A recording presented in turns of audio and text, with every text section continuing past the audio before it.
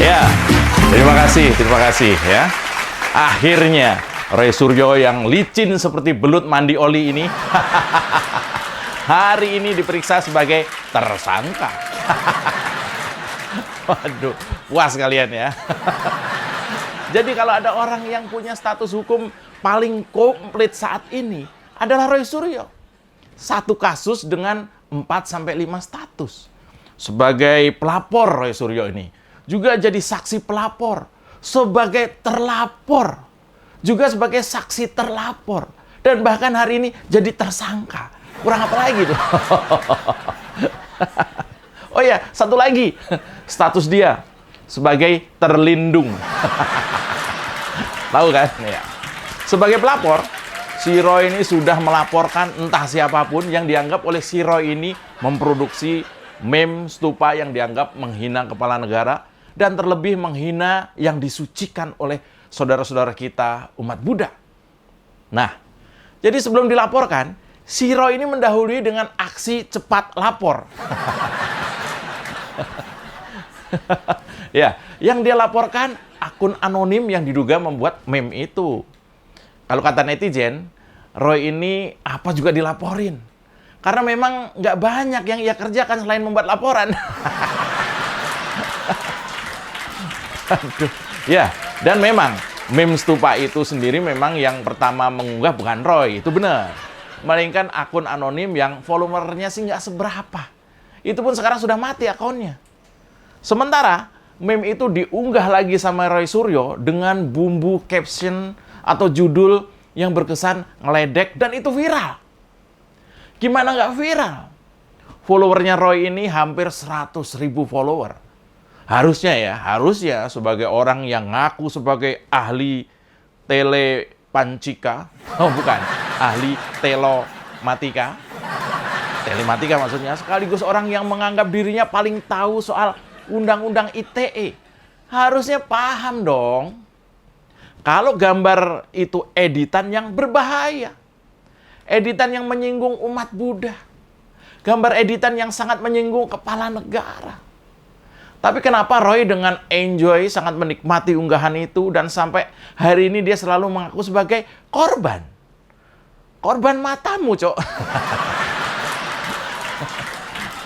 Ya, kasus yang semula sebenarnya sangat sederhana ini diduga memang dibuat menjadi ruwet, ribet, dan bulat. Komplit. Ya, buat yang sulit memahami nih ya, mungkin ada teman-teman yang ini gimana sih sebenarnya kasusnya kok ribet amat nih, sebenarnya kayak apa? Nah, untuk teman-teman yang sulit memahami kasusnya si Roy ini, nah ini saya buatkan analoginya atau perumpamaannya. Ini sekedar memberi gambaran ya, supaya mudah memahami. Begini, bayangkan perumpamaan ini adalah sebuah dongeng. Mirip dongeng anak-anak menjelang tidur. Istilahnya tuh mirip misalnya fabel atau dunia hewan ya. Tapi ini perumpamaannya ini dunia perabotan. Ya, ini perumpamaan loh ya. Nah, pada sebuah kampung perabotan, ya sebut aja sebuah kampung perabotan, tersebutlah seorang karakter namanya Panci yang kedapatan menghina Tuhan dan juga kepala kampung dengan menggunakan gambar buatan penghuni kampung lain, misalnya begitu ya. Jadi si karakter yang bernama Panci ini dia tuh kedapatan menyebarkan unggahan ya meme yang diduga menghina Tuhan dan juga menghina kepala dusun kampung perabotan tadi. Nah, merasa Tuhan dan pimpinannya dihina lewat gambar itu, dan gambar itu menjadi viral, tersebar luas gara-gara si Panci ini, penduduk kampung perabotan ngamuk. Dari mulai penggorengan, kompor, piring, cobek, ulekan, sampai parutan. Protes kelakuan si Panci di kampung perabotan yang damai ini. Ini perumpamaan ya. Mereka marah. Dan merasa kesabarannya sudah habis. Pernah lihat ada perabotan marah kan? Yang udah kawin tahu nih gimana perabotan kalau marah ya. Nah, maka penduduk kampung perabotan berencana melaporkan si Panci ke aparat sektor kampung perabotan. Ini perumpamaan, santai aja. Penduduk kampung Prabotan memang sudah tidak bisa menahan kesabaran lagi. Karena memang Panci ini dikenal hampir tiap hari. Yang ia lakukan adalah menghina sang kepala kampung Prabotan. Nggak siang, nggak malam, nggak pagi, nggak petang. Begitu matanya melek, yang ada dalam otak si Panci ini adalah hinaan. Hinaan kepada kepala daerah, dusun atau kampung Prabotan. Tapi ketika Panci ini rajin melontarkan hinaan, meskipun di kampung Prabotan itu dikenal dengan semboyan, kritik boleh, tapi kalau dikritik balik jangan baperan. Sebenarnya ada aturan itu di kampung itu. Masyarakat kampung Prabotan sampai heran. Apa yang salah dengan Prabotan ini? Padahal gelarnya berderet, mulai dari Raden Panci sampai mantan menteri di kampung sendiri, yaitu kampung Prabotan. Padahal tampangnya juga lumayan, ganteng. Dia adalah satu-satunya Panci yang kumisan. Apa yang salah dengan sang kepala kampung, dengan Prabotan ini? Kok sebegitu bencinya Panci ini? Kenapa Panci ini penuh kebencian? Harusnya Panci itu bukan penuh kebencian, tapi penuh sayuran. Ya. Nah, Padahal sang kepala kampung Prabotan tuh nggak kenal loh sama si Panci ini. Nggak kenal juga enggak. Peduli juga enggak. Terganggu aja enggak. Ibarat si Panci ini bertepuk sebelah pantat ya. Karena apa? Kok pantat? Ya karena Panci nggak punya tangan. Adanya pantat. Itu pun hitam. Angus.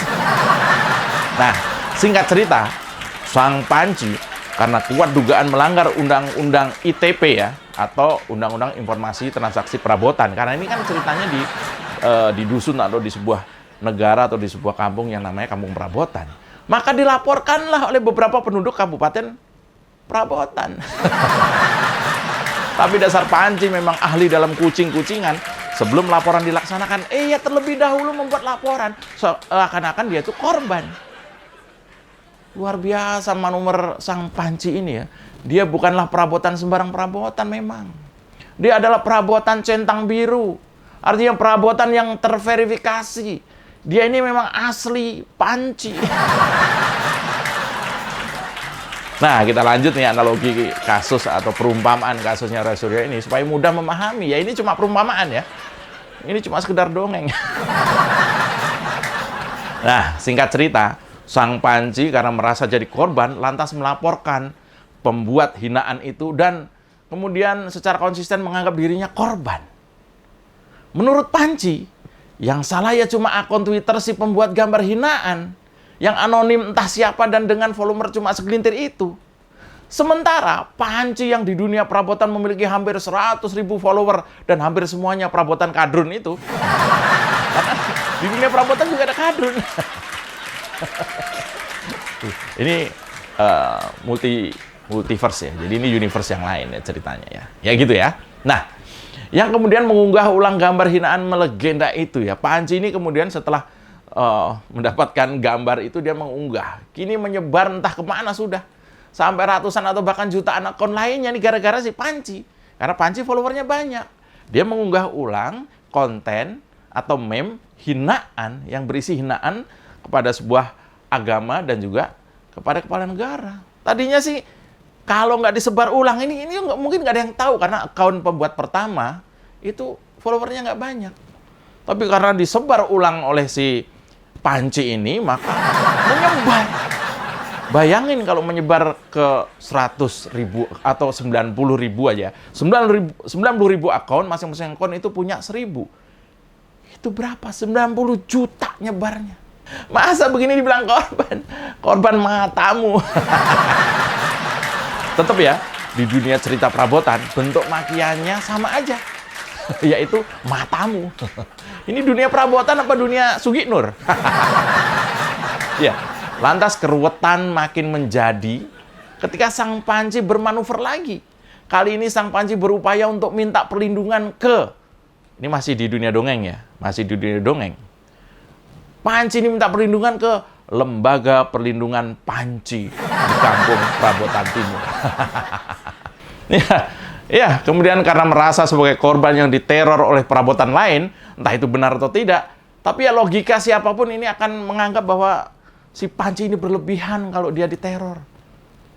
Untungnya, laporan Panji ini yang menghasilkan rekomendasi untuk menunda pemeriksaan tidak mempengaruhi aparat hukum Kampung Prabotan dan juga bertekad tetap melanjutkan penyelidikan dan penyidikan sampai tuntas. Panji merasa kesal. Dan Republik Kampung Prabotan bersorak kegirangan dan berterima kasih kepada aparat Kampung Prabotan. Ya, itu tadi sebuah dongeng sebagai perumpamaan.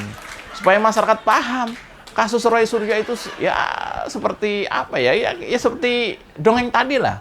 Mirip-mirip lah ya. Aman kan? Nah, sekarang kembali ke dunia nyata.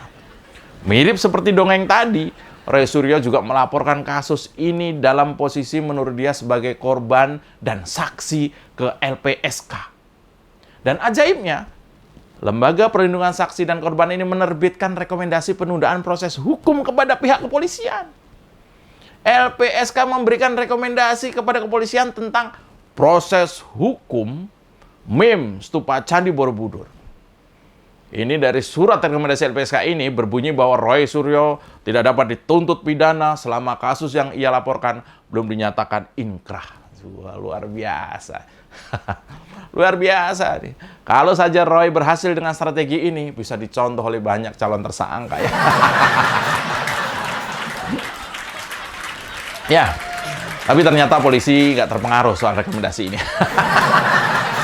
Wah, mentah lagi nih Om Roy. Ya, menurut Kabid Humas Polda Metro Jaya, Pak Kombes Endra Zulpan, surat rekomendasi LPSK yang diberikan kepada Roy Suryo tidak akan mempengaruhi proses hukum yang sedang berjalan. Ibaratnya, kalau mau lapor ke LPSK, ya lapor aja. Polisi tetap lanjutkan proses sesuai tahapan. Nah, dugaan saya, setelah rekomendasi LPSK ini diabaikan pihak kepolisian, Roy akan mungkin bisa saja ya mengadu ke Kompolnas, ke IPW, bahkan mungkin langsung buru-buru minta gerasi presiden. Pokoknya nggak mau ketinggalan.